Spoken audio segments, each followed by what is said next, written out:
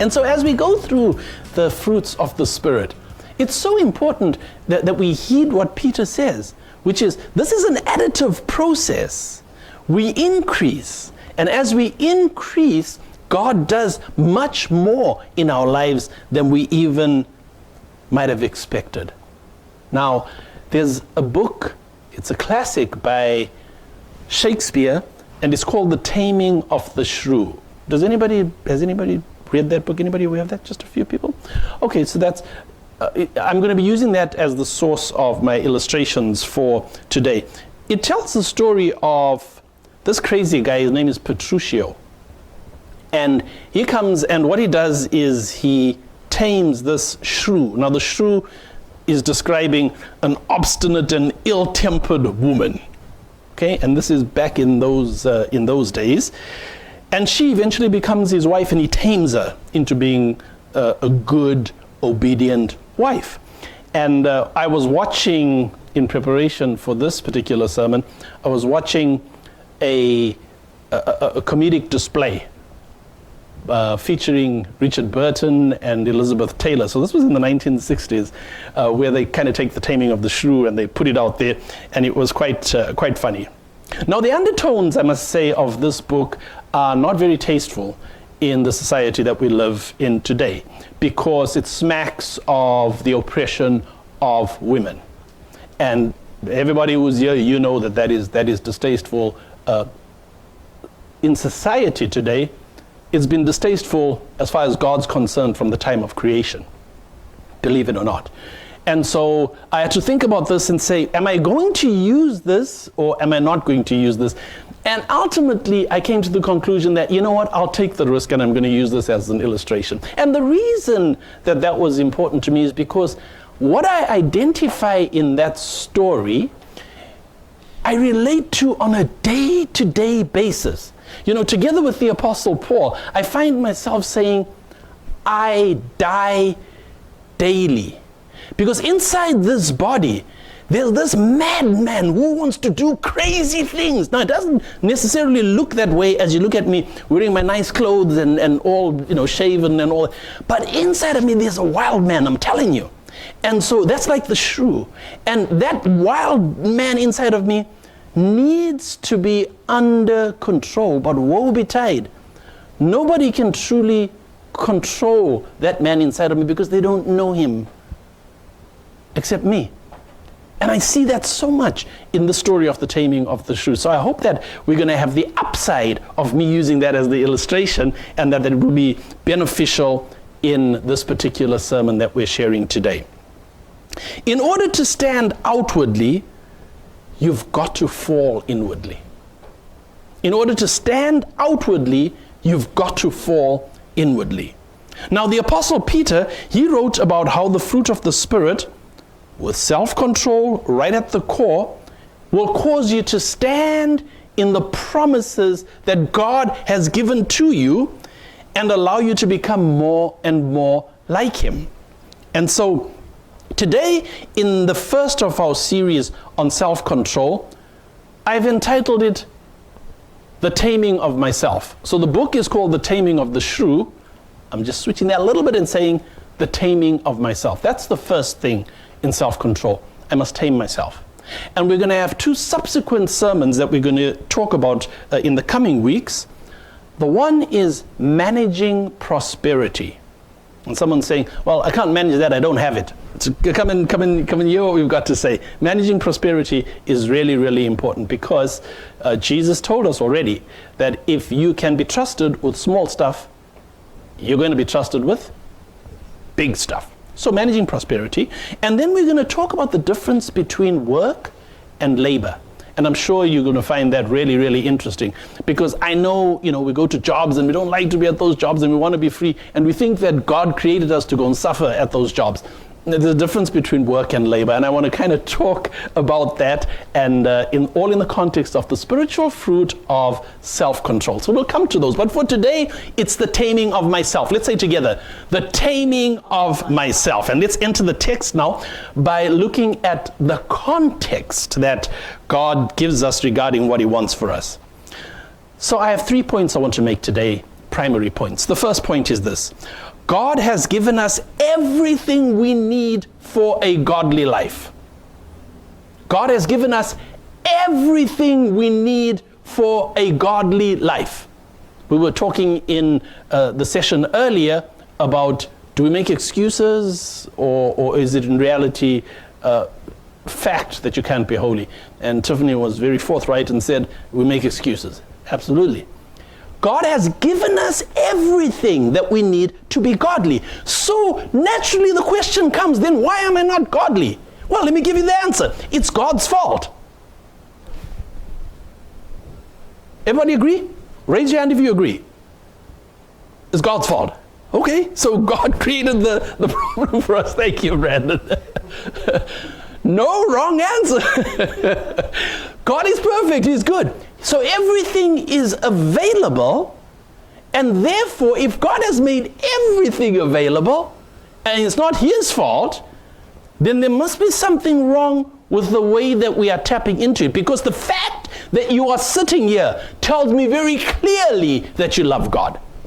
You could be elsewhere if you didn't love God. You love God. I love God. That's why I'm here.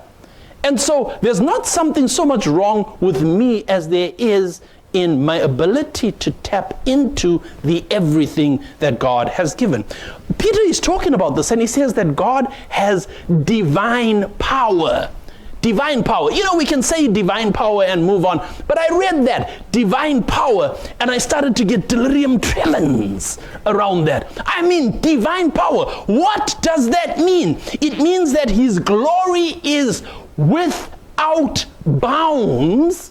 And Peter says as well, His goodness is without bounds. I want you to think about without bounds. I don't know how you might imagine this. Maybe when you think about without bounds, you think, man, the lake is really far away. And when you think about without bounds, you think about as far as that. Or maybe you've been on a flight to a place as far away as Australia or some parts of Asia, right? And you know what it's like to be pained in that flight because it's been going for so long and it just keeps going. Have you been on that, right?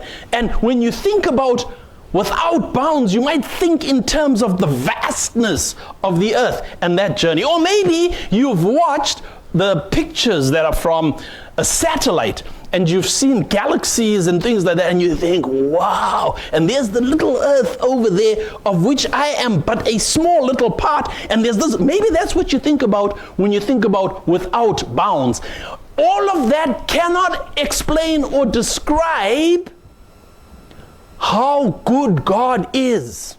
God's goodness is beyond that. His glory is beyond that. Now, it's one thing if I said to you, hey, do you need some money for lunch? And you said yes, and I gave you money. That would be pretty cool. I have money, I give it to you. It's limited, I promise you. It is limited. I can't keep doing that. Or maybe if Gloria Ann sings a song for you here, and you say, whoa, that's so nice. I'd love to just sit and listen to that for about 24 hours. You'll find that after a while, she won't be able to give, her voice will run out. It's bounded. But you see, what God has is without bounds. And the source of power, therefore, is without bound. It is boundless power that God has given us these great and precious promises from. I'm taking my time today, if that's all right, because I want us to get this. God is promising us money, not from a limited bank account like mine, but from a bank vault that is bottomless. That's where His promise comes from. When God promises you something, He doesn't have a limitation. You can't take enough of it to deplete what He has. He promises you precious promises from a vast supply that you cannot imagine. Your pantry runs out, right? There are things that run out. God's glory and goodness that provide these promises never run out. It's limited and it's available to me. So if I'm not using them, it's not that they are not there. It's that I'm not using them. Therefore, I'm wasting them if I'm not using them. And so what Peter is saying is that God has given us these precious promises, and for God, it begins and ends with love. It begins and ends with love. And so through these promises, Peter says, you may participate in the divine nature. You may behave as though you have everything. You may participate in the divine nature, having escaped the corruption in the world that is caused by evil desires. What happens is God, through that vastness of promises, comes to us, and the thing that gets us down is evil desires. Check it out. Take some time this week. Do half an hour's devotion every morning and check it out. You will find that all of your problems stem from an evil desire. All of your problems stem from an evil desire. There's no problem that you have that stems from good. Everything it stems from an evil desire. And we have escaped, Peter says, the corruption in the world that is caused by evil desires. Now, in the story of the taming of the shrew, the situation is that there's this lord, and he owns lands and he owns houses, and he's well-to-do in society, and he has two daughters. And the elder daughter, Katerina, is a problem. You see, she has access to everything. She's got all the food she wants in a time when there was lots of food shortages. She has access to the best furniture. She has the access to the best home. She's got servants. She's got all of this good that is at her beck and call. And then Petruchio, his dad has just died, and he's inherited a fortune. And he's a bit of a madman. He comes, doesn't even know who this lady is, hears about her, and hears that her father wants to give her away in marriage. He says, I want to marry her. And so here's Katerina. She comes from a stock that is not wanting for anything, and is destined to get married into a stock that is not wanting for anything, hasn't had to work for anything. It's just for free, all these promises that she has. And she was positioned to live out a great life, but she was nasty, and she was out of control.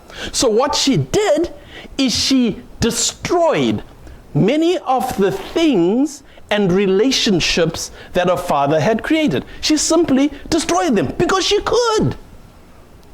But you go and spill milk on mom's sofa and see what will happen to you. She spilled milk and kicked it because she could, because they had so much. Now, God has so many wonderful things for us to access. We have a fascinating work of creation that we are a part of. I mean, we live in a world of breathtakingly beautiful scenes, like the Grand Canyon that Tiffany was at the other day. I mean, like the Niagara Falls in winter, when the flowing water sometimes will freeze. I mean, have you seen that? That is beautiful to behold. And then there's the marvel of human creativity. I was talking about the flight, where you're sitting in the flight and you're going through, and you've been flying for, let's say, 7 hours, and you know you've got another 8 hours to go, and you say, this little thing is hanging in space. Yeah, did you ever think about that? And yet, human ingenuity has been able to produce this, to take me to places that my forefathers would never have dreamed was possible. For them to get to the next village was a great feat in itself. Right? But I mean, and we are living with all of this. Look at the highways, look at the restaurants. Have you ever really gone and enjoyed a restaurant? Now, I'm not saying you should go and spend all your money on restaurants. No, but have you ever really gone and enjoyed a good restaurant? Right? Where's Daniel? Oh, yes. Oh, of course, Daniel. That's right. Get onto his Instagram page if you haven't, and you'll see what I'm talking about. But really, Pastor Lucy and I went to Germany a couple of years ago, and we were just sitting and having breakfast. You got these little shops where they've got the bakeries and the coffee shops and so forth. I mean, you can just relax and enjoy the culture. It is so beautiful. We've got all of this, and all of this happening You can have somebody sitting in a chair and you're looking at that person and they're calmly sitting in the chair, and inside they are exploding because of the goodness of the great God of the universe coming and ministering to them personally, meeting with them personally. They're beside themselves, but they'll be sitting there nice and calm and cool and just having this wonderful experience with God within them. So you see, what God is doing is He's telling us that there are precious promises that are available from all different sources. And yet without self-control, we can easily waste all of this. We can waste it. Somebody is dying right now, struggling to breathe. They're dying. Somebody else is healthy and well, committing suicide. What if they could swap? Wouldn't that be great? But this is the reality. What are we missing? You see, self-control is really important. So my second point is this. Self-control is a central link in the chain of spiritual productivity. You see, I said that God begins and ends with love, right? Remember I said that? Now with you and I, in this chain, we begin with faith and we end with love. We don't necessarily begin with love. We begin first by saying, okay, I believe. I believe there's a God, but I'm not experiencing love. I don't know what it is, but I believe there's a God. That's where we start, right? But what Peter is doing is he says that so many of the fruits of the Spirit, because that's really what he's talking about here. He says they come as an additive process. And that's why he says it begins with faith, and then you add to the faith goodness, and then you add to the goodness knowledge, and you add to the knowledge self-control.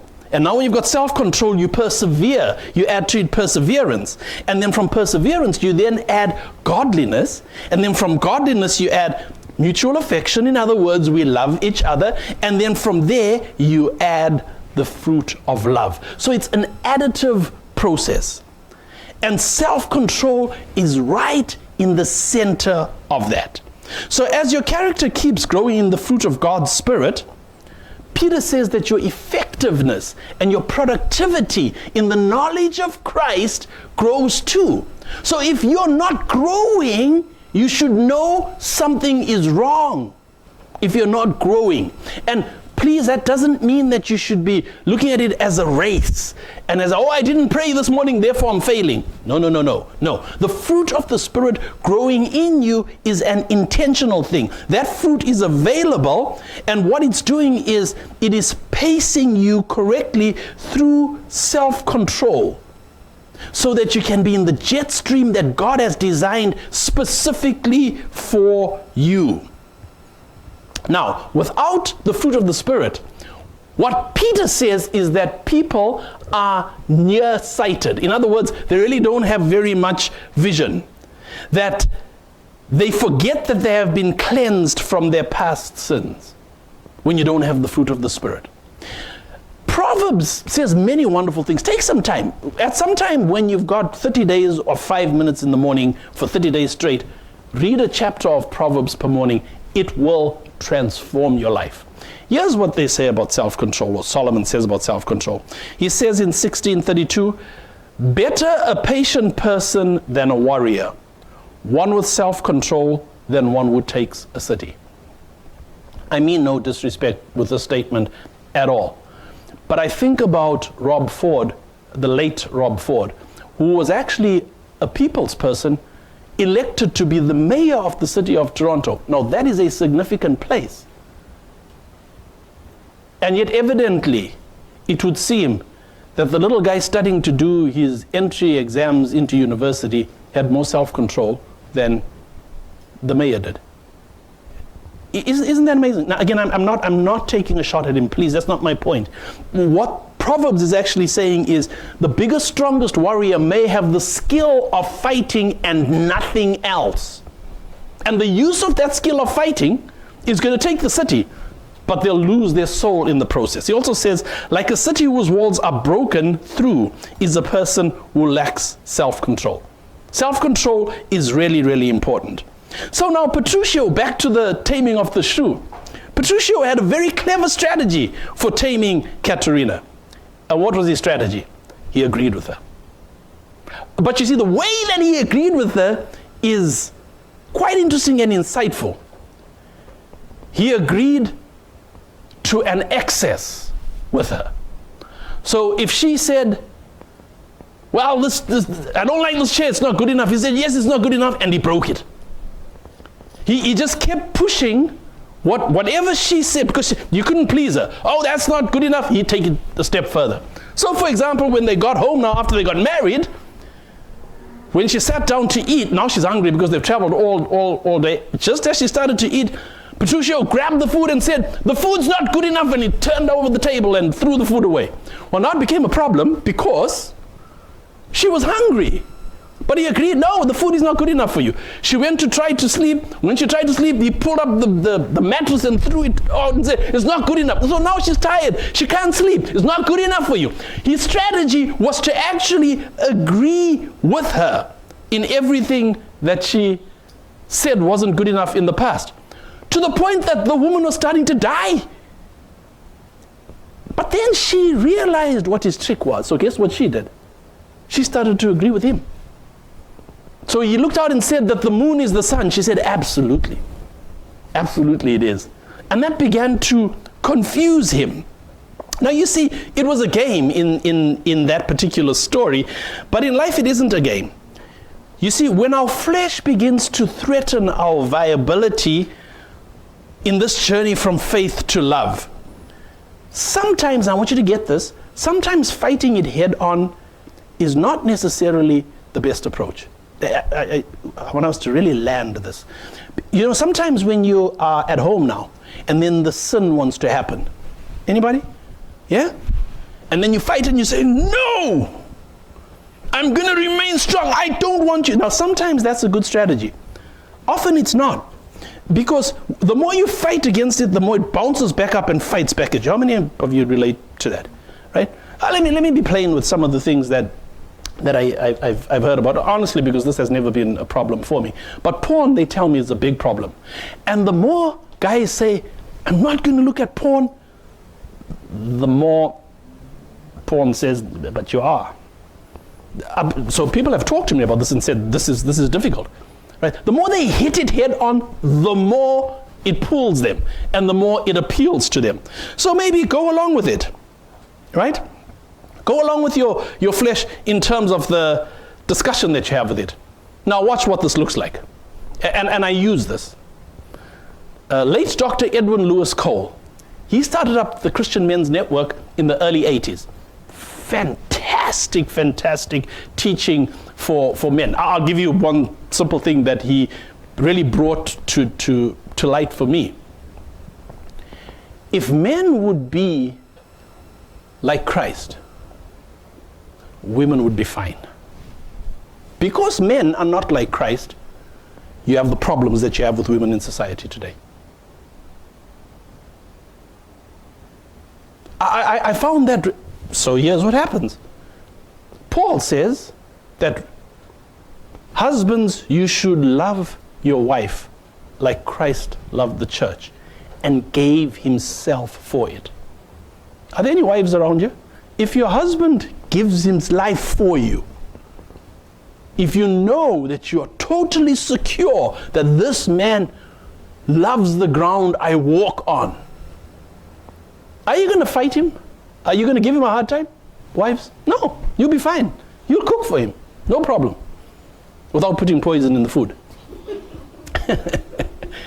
If men would simply be like Christ. So it changed for me the perspective. It changed the problem from, hey, we have to fix those, to, hey, fix this guy. If I fix this guy, that lady will be fine. That lady will be exactly what I need. You see, and that's the thing is, young Christian men, I hear of them, and Christian ladies as well, but they're out there looking for somebody who's the right person, when what they should be doing is making themselves the right person to be found. That's really what they should be doing. Because if you're going with warts and all your little sins in your little bag here, looking for somebody who's the right person, they've learned the same trick that you've learned. They also have their sins where you can't see them. And so you'll find each other until you find each other. Are we getting it? So this is so very, very important. Edwin Lewis Cole, he goes to Hawaii. He's doing a presentation there. And then he says he's on this 22nd floor, I think probably of a hotel, and he gets the strong temptation to be unfaithful to his wife. Now here's how the temptation comes to him. The temptation says, hey, listen, you've been working hard. You need a break, right? And some of the women here in Hawaii are like pristine. They're not like ordinary. These are a unique brand, right? And nobody can see you here where you are right now. And she's available. So this is how it kind of worked in his mind, something like that. So the temptation now is for him to go to have the stolen waters and then go back and continue to preach. But he said, no, he sat down and he took a sheet of paper and he drew 2 columns, right? Spread it out. And then he wrote on the one pros and he wrote cons. And he said, so he started first with the thing. If I go ahead with this, here's what I'm going to have. Nice, young, good experience, flesh satisfied, all of those good things. So he wrote that down over here. And then he wrote on the other side, now, what do I stand to lose? And he wrote that down. And by the time he wasn't even finished writing that down, his mind was already made up. He was past the temptation. And this is what I mean. What Petruchio did is so smart. You go along with it sometimes. Yeah. It says to you, you know something? Use the gas card, the company gas card. Use it to fill up your personal vehicle. Nobody will see it. I mean, that's okay to you. And you should say, yeah, actually that would be a good idea. Yeah, it would be. Now, it'll mean that I'll get a free tank of gas for $60. Awesome. Now, right on the other side, what's the downside? And if they catch me, I'll lose my salary of $180,000 a year. Does that make sense? That you'll stop. You'll never use that card if you go through that. But what I'm saying is Petruchio's strategy of going along with the shrew actually got her tamed. Point number 3, increasing spiritual productivity will keep you standing, and then it will earn you eternal life. Peter says, brothers and sisters, make every effort to confirm your calling and election. Make every effort to confirm that calling. Because it's on us to increase in the knowledge of Jesus and in appropriating this vast store of promises that he has. It's on us. The promises are there. We are here. We should take those promises and we should use them. And then he says, you will never stumble on this earthly journey. Psalm 91 tells us that 1,000 may fall at your side, 10,000 at your right hand, but you will only see it with your eyes. It will not come close to you. So too often we are thrown by situations that are happening around us and thinking that we're going to be a part of it. No, don't focus on that. Focus on your relationship with Jesus. Focus on being in control, and you will receive a rich welcome into the eternal kingdom of our Lord and Savior, Jesus Christ. So in the Taming of the Shrew, here's how it ends. Katerina, she becomes the wonderful, obedient wife that everybody of that day is wanting, and that's how that story ends. And this is to the utter amazement of everybody who knew her prior to that.